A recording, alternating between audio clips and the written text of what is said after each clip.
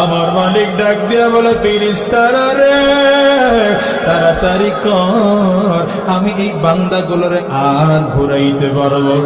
এই বান্দাগুলো অনেক ঘুরাইছি, এই বান্দাগুলোরে আর আমি আল্লাহ ঘুরাবো না। আমি আল্লাহ নূরের পর্দাগুলো খুইলা দে। ফেরেশতাদেরকে বলার সাথে সাথে আমার আল্লাহ ফেরেশতারা নূরের পর্দাগুলো একটা একটা করে টাস টাস টাস টাস করে সরাইয়া দিবে। আহারে আমার মালিক রে, বান্দা সরাসরি আমার মালিক রে দেখতে পাবে। আমার মালিকের দিদার কত সুন্দর।